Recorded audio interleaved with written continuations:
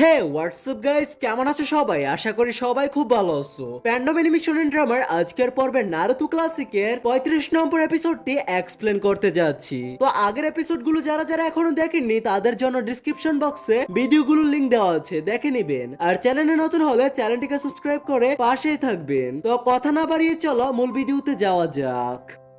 তো এই এপিসোডে টাওয়ার যাওয়ার জন্য ওরা যতই এগোতে থাকে টাওয়ার ওদের থেকে ততই দূরে লাগছিল।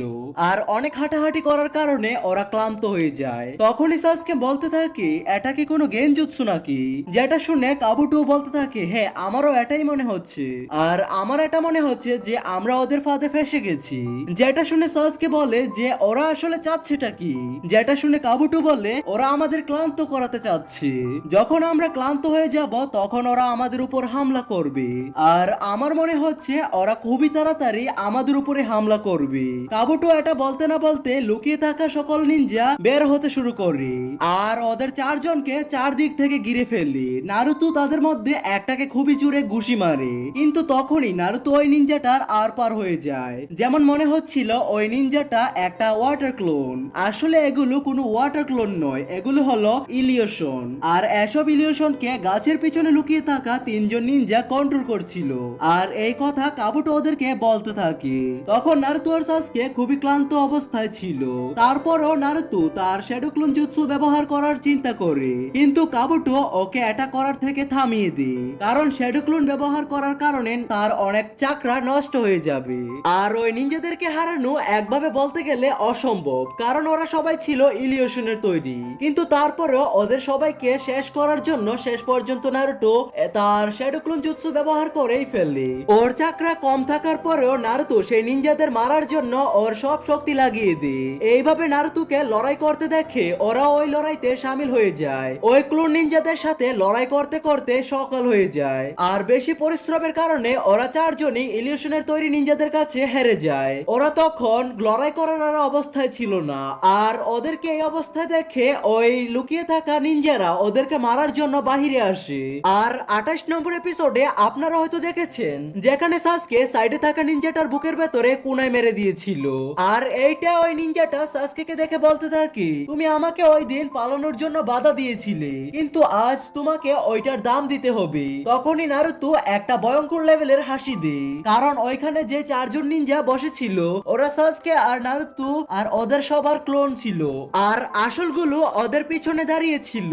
আর ওরা ওদেরকে দেখে একেবারে অবাক হয়ে যায়। তারপর আমাদের ফ্ল্যাশব্যাকের সিন দেখানো হয় যেখানে ওই তিনজন নিনজা লুকিয়ে ওই তিনজনের উপর ইলিউশন গুলোকে দিয়ে হামলা করাতে থাকে। তখনই নারুতো তার ক্লোন গুলোকে ওই তিনজনের রূপে ট্রান্সফর্ম করে ফেলে। এক জায়গায় নারুতো আর তার তিনটা শ্যাডো ক্লোন ওই ইলিউশন নিনজাদের সাথে লড়াই করতে থাকে, আর অন্যদিকে ওরা তিনজন লুকিয়ে ওদের জন্য অপেক্ষা করতে থাকে। কিন্তু নারুতো একা পুরো রাত লড়াই করার কারণে পুরোপুরি ভাবে ক্লান্ত হয়ে গিয়েছিল। এই জন্য সাসকে ওকে বলতে থাকে নারুতো তুমি এখন বিশ্রাম করে নাও, তুমি আগে অনেকগুলো চাকরা ব্যবহার করে ফেলেছো। আর তুমি কিন্তু চিন্তা করো না, আমরা ওদেরকে সামলে নিব। তখন নারুতো বলতে থাকে একদমই না, এত পরিশ্রম করার কারণে আমি তোমাদের এত সহজে ক্রেডিট দিতে পারি না। এটা বলে নারুতো ওই তিনজনকে একটা বড়সড় ঘুষি মারে, যার কারণে ওরা তিনজন অনেক দূরে গিয়ে পড়ে। সাসকে ওকে এভাবে দেখে ভাবতে থাকে এটা ওই নারুতো, তার চাকরা অসাধারণ, ও এত শক্তিশালী কখন হলো। কিন্তু লড়াই এখানে শেষ হয় না। তারপর ওরা তিনজন আবার ওদের শ্যাডো ক্লোন জুৎসু ব্যবহার করে, আর ওইখানে অনেকগুলো শ্যাডো ক্লোন এসে পড়ে। নারুটোর কাছে তখন একেবারেই চাকরা ছিল না, কিন্তু এই অবস্থায়ও নারুটো ওদের সাথে লড়াই করার জন্য দৌড়ে যাচ্ছিল। নারুটোকে এই অবস্থায় দেখে কাবুটো ওকে সাহায্য করার জন্য যায়। আর সাসকে ওইখানে যাবে, কিন্তু তখনই ওর যেখানে উরুচুমারি কামড় দিয়েছিল সেই জায়গাটা অনেক বেশি ব্যথা করছিল।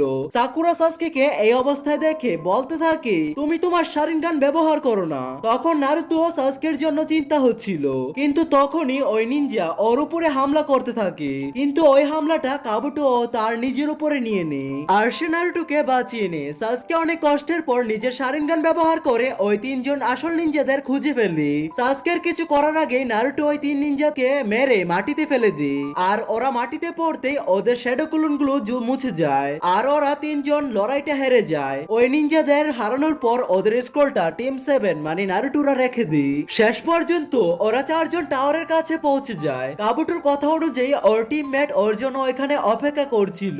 আর এখন টিম 7 এই দরজা দিয়ে আর টিম কাবুটোর এই দরজা দিয়ে ঢুকবে।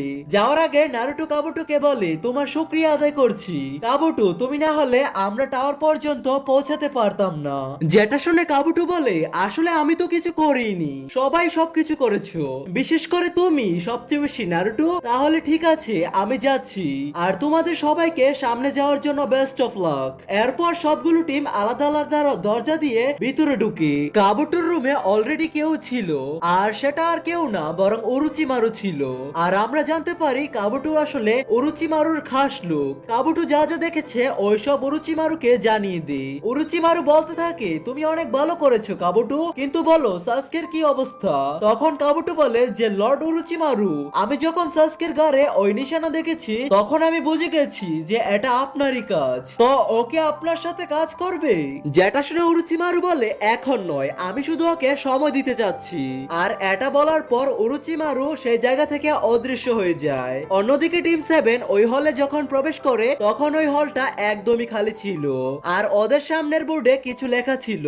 সাকুরা ওই বোর্ডটা দেখে আর পড়তে থাকে, যদি তোমাদের ভেতরে স্ক্রল অফ হেভেন না থাকে তাহলে নিজের বুদ্ধি দেখাও, আর যদি তোমাদের ভেতরে স্ক্রল অফ আর্থ না থাকে তাহলে নিজের তৈরি হও। যখন হেভেন এবং আর্থ একসাথে খুলবে তখন তোমরা আসল ইতিহাসটা জানতে পারবে। এটা পড়ার পর নারুটো বলতে থাকে এই সাকুরা এটা আসলে কি বোঝাতে চাইছে? তখন সাকুরা বলে জানি না, কিন্তু এখানে লেখা যখন হেভেন এবং আর্থ একসাথে খুলবে তখন আমরা আসল রহস্যটা জানতে পারবো। আমার মনে হয় এখন আমাদের আর্থ এবং হেভেন স্ক্রল গুলোকে একসাথে খোলা উচিত। সাকুরা এটা বলতে নারুটো এবং সাসকে অনেক বয়ের সাথে ওই স্ক্রল গুলোকে খুলে, আর এরই সাথে এই এপিসোডটার সমাপ্তি হয়ে যায়। তো নেক্সট এপিসোডে কি হবে তা জানার জন্য চ্যানেলটিকে সাবস্ক্রাইব করে পাশে থাকবেন। টেক কেয়ার, আল্লাহ হাফেজ।